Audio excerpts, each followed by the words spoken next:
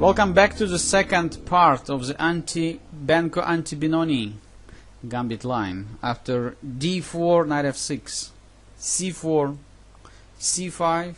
So white's one of the main alternatives to avoid the d4, d5 lines is just to move the knight to f3, knight f3.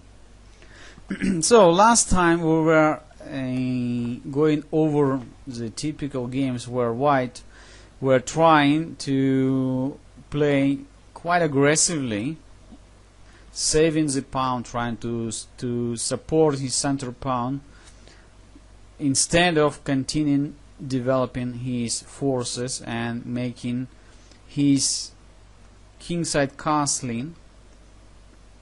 So after c takes d4, knight takes d4, black plays e7, e5, knight b5, and d7, d5, pawns sacrifice. C takes d5, bishop c5. a4, very aggressive move, played in the game between Peter Pell and Tibor Fogarasi.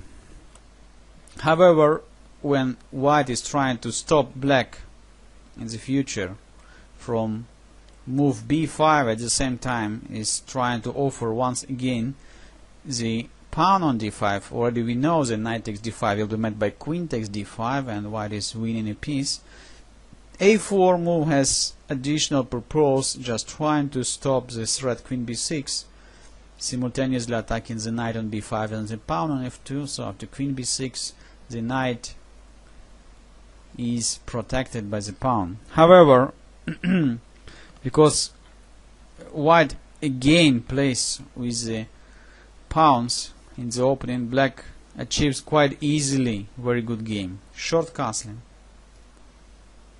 Again, white doesn't have a time to play d5, d6, because after knight e4 black simply wins back the pawn.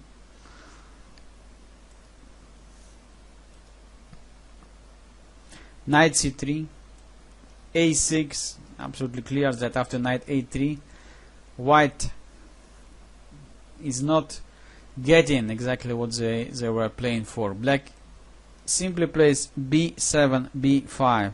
Quite interesting game. Now, of course, it was possible just to continue the normal way. Let's say after bishop f5, e3, e4, and later on to bring the knight to d7, then to an e5, and to play according to what we were studying in our previous lesson. However, by playing b5, black is playing for more than just strong compensation. So after a takes b5 and a takes b5, white knight on a3 pinned. So white has to stop also b4 threat, and the only way is just to accept the second pawn to play knight c takes b5. However, now knight e4, threatening bishop takes f2, and this is a checkmate. e3 and bishop b4 check. Suddenly white's king is in big trouble. King e2 only move, and black brings one more piece in the game, the queen. So we are 2 pawns down, but the position, white's position, just catastrophe. He cannot stop queen takes f2 normal way.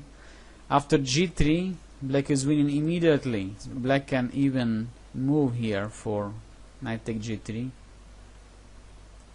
take on g3, and queen takes h1.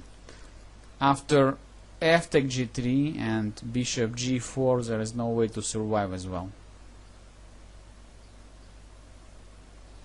For instance, after king d3, black simply can play e4 check, king takes e4, and then queen e7 check, and the game is over.